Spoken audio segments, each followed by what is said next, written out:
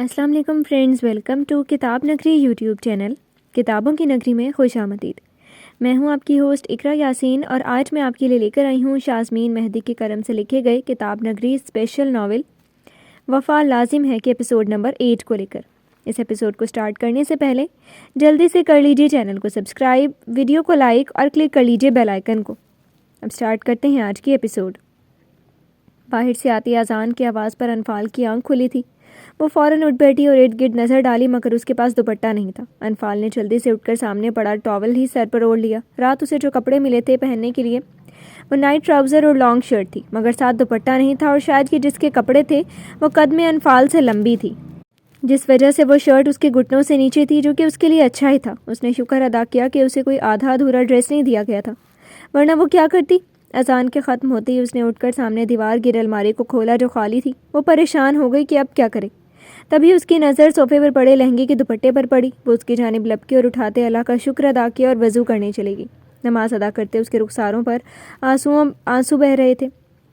मुसलसल कल से आज तक जो हुआ था वो दिमाग थका देने वाला था। मुख्तलिफ सोचों ने उसके दिमाग को जकड़ रखा था। उसे सुकून चाहिए था जो सिर्फ़ और सिर्फ ज़िक्र इलाही में था। अनफाल के हाथ दुआ की सूरत में उठे हुए थे। सर झुकाए बंद आंखों से आंसू उसकी गोद और दुआ की सूरत बंधे हाथों पर गिर रहे थे। दुआ ने सोच लिया था कि वो बुआ बेगम से बात करेगी और वो कल सुबह होते ही बात करेगी। वक्त काफ़ी हो चुका था। दुआ ने रूम की तेज़ रोशनी कम करते खुद पर कंबल दुरुस्त करते हादी को अपने करीब तर कर लिया और उसके माथे को चूमा तो वो उसके लम्स पर कसमसाकर फिर से सो गया। आज नन्हा वजूद उसके पास था। उसके दिल में खूबसूरत से एहसास जन्म ले रहे थे। दुआ ना हादी की तरफ करवट लेते हुए उसका सर अपना बाजू पर रखा और दूसरे हाथ से थपथपाने लगी, जिससे वो गहरी नींद में चला गया। क्या वो उससे दूर रह सकती थी? अब क्या वो उसको किसी और औरत की बाहों में देख सकती थी? क्या उसे भूल कर किसी और लड़की के लम्स में माँ की मोहब्बत तलाश करेगा तो वो देख पाएगी? उसके अंदर से आवाज़ आई। वो इतने कम वक्त में हादी के बहुत करीब हो गई थी। वो उसे अपना मानने लगी थी और अब एकदम से उसे कैसे किसी और को दे देगी। इन्हीं सोचों में घिरी वह नींद की वादी में उतर गई। दुआ को नींद में अपने चेहरे पर नाजुक सी उंगलियों की सरसराहट महसूस हुई थी, जैसे कोई उसके चेहरे को नरमी से छू रहा हो। दुआ की आंख बड़े खूबसूरत लम्स पर खुली थी और नज़र सीधी अपने साथ लेटे हादी पर गई, जो अपनी बड़ी बड़ी आंखों से उसे घूरते एक हाथ का अंगूठा मुंह में डाले दूसरे से उसके चेहरे को छू रहा था। दुआ के चेहरे पर मुस्कुराहट फैल गई।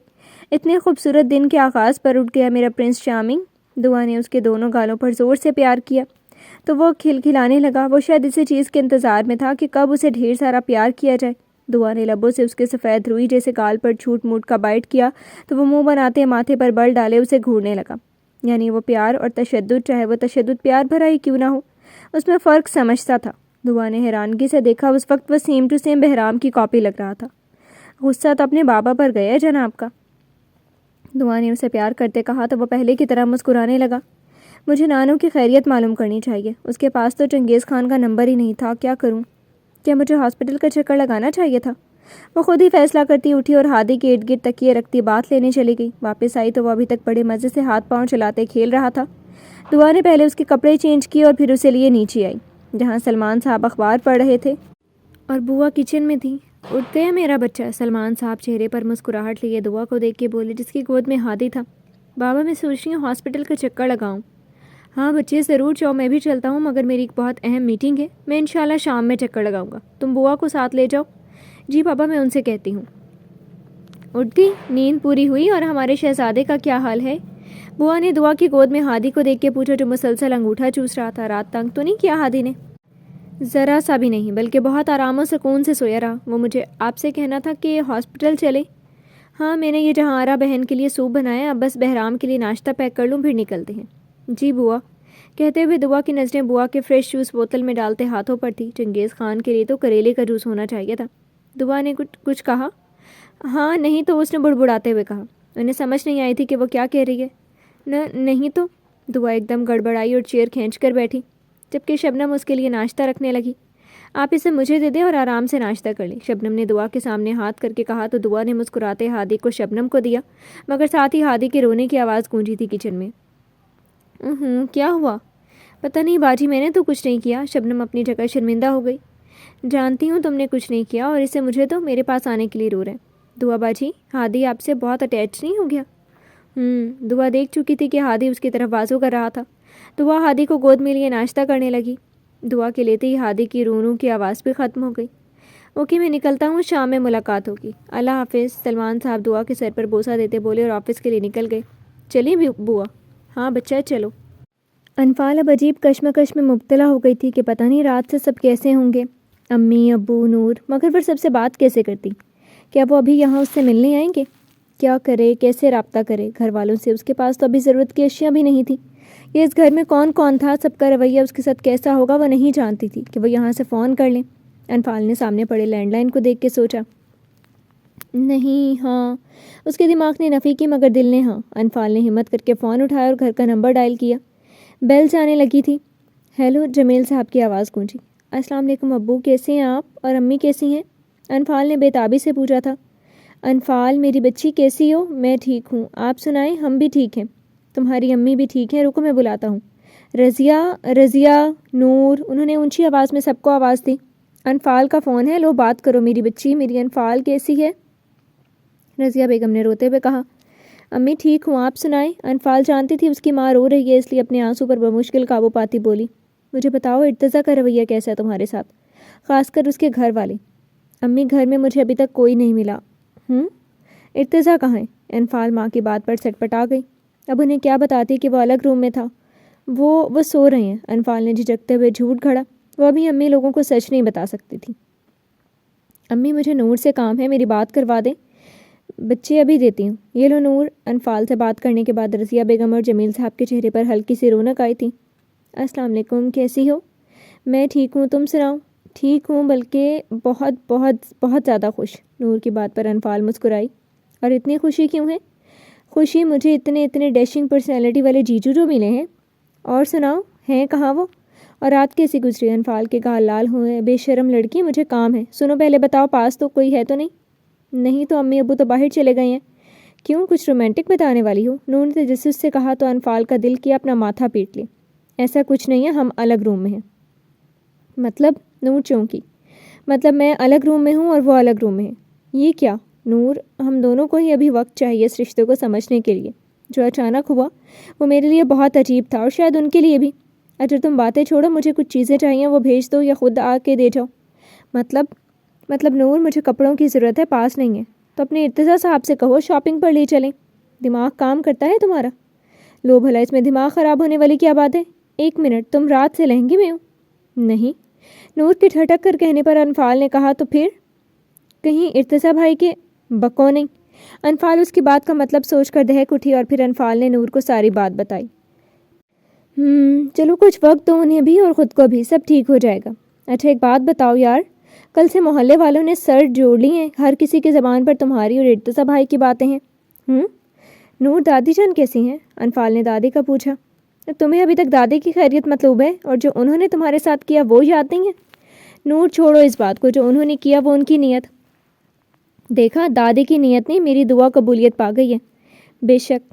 ٹھیک ہے، صبح سے منہ بنا کر باہر صحن میں بیٹھی ہیں، امی نے ناشتہ دیا مگر ابھی بات چیت بند ہے، اور محمد احمد اور زینب لوگ وہ اسکول چلے گئے ہیں۔ محمد احمد تمہیں یاد کر رہا تھا بہت۔ اور تم نہیں گئی کالج؟ نہیں، میں نے چھٹی کی ہے، تمہیں پتہ تو ہے، چھٹیاں لی تھیں۔ کچھ دیر تک چکر لگاتی ہوں اگر ابو مانتے ہیں تو، نہیں تو میں ابو کے ہاتھ سامان بھیج دیتی ہوں۔ اوکے، اللہ حافظ۔ اللہ حافظ۔ دل بہت ہلکا ہو گیا تھا سب سے بات کر کے، ابھی وہ پہلے سے پرسکون تھی۔ انفال نے گھڑی پر نظر ڈالی تو وہ 8 کا وقت دکھا رہی تھی۔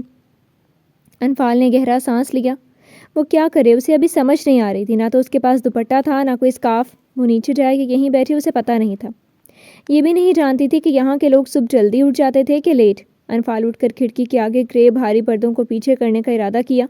اندر سورج کی روشنی آئے۔ انفال نے جیسے ہی پردوں کو پیچھے کیا، سامنے کا منظر واضح تھا۔ خوبصورت ہری بھری گھاس، مالی پودوں کو پانی دے رہا تھا۔ اس کے ہاتھ میں پکڑا پائپ جس میں سے پانی کے گرتے قطرے، اور تبھی کوئی ٹریک سوٹ میں بھاگتا ہوا مالی کے پاس آ کر رکا تھا۔ انفال کو ارتضیٰ کا گمان ہوا، مگر یہ گمان وہم نہیں، حقیقت تھا۔ وہ شاید جاگنگ کر کے واپس لوٹا تھا، چہرہ پسینے سے شرابور تھا، ہاتھ میں پکڑی پانی کی چھوٹی سی بوتل گلے میں لٹکاتے ہینڈز فری میں وہ شاید کوئی ہدایت کر رہا تھا مالی کو۔ اس کو دیکھتے انفال کی پلکیں لرزی۔ شاید یہ ان کے بیچ بندھے رشتے کا اثر تھا۔ انسان کچھ سوچتا ہے اور انسان کے لیے اس کا خدا کچھ اور سوچے ہوئے ہوتا ہے۔ یہ سب کہاں؟ انفال نے سوچا تھا، بلکہ تصور کیا تھا جو ہو رہا تھا۔ اس نے کبھی بھی ایسا نہیں سوچا تھا۔ اس کے دل نے پہلی بیٹ مس کی۔ وہ اس شخص کی نکاح میں آ چکی تھی جو پتہ نہیں کتنی لڑکیوں کا خواب ہوگا، کتنا وجیح شاندار انسان تھا، اور نور جب اس کے سامنے ایسے ہیرو کا تذکرہ کرتی تھی تو بھی وہ ایسے انسانوں کا نہیں سوچتی تھی۔ وہ جانتی تھی کہ ایسے افسانوی ہیرو کہاں ان عام سی لڑکیوں کا مقدر ہوں گے، مگر آج وہ جان گئی تھی قسمت خدا لکھتا ہے اور کیسے کس کے نصیب میں۔ انفال فوراً کھڑکی کے سامنے سے ہٹی۔ وہ نہیں چاہتی تھی کہ ارتضیٰ کی نظر جائے اس کی طرف۔ ارتضیٰ مالک کو لان کی صفائی کی ہدایت کرتے اندر آ گیا تھا۔ السلام علیکم سر۔ وعلیکم السلام۔ مسرت بھی بھابھی کے روم سے لیڈیز کی ضروریات کی اشیاء انفال کے روم میں لے آئیں اور کپڑے بھی۔ جی، وہ کہتے اوپر چلی گئی۔ انفال اسی کشمکش میں کھڑی تھی جب دروازے پر دستک ہوئی۔ اس نے کون سا لاک کیا تھا دروازہ؟ آ جائیں۔ انفال نے پاس رکھا لہنگے کا دوپٹہ اٹھایا اور کندھے پر رکھا۔ اسے لگا ارتضیٰ آیا تھا۔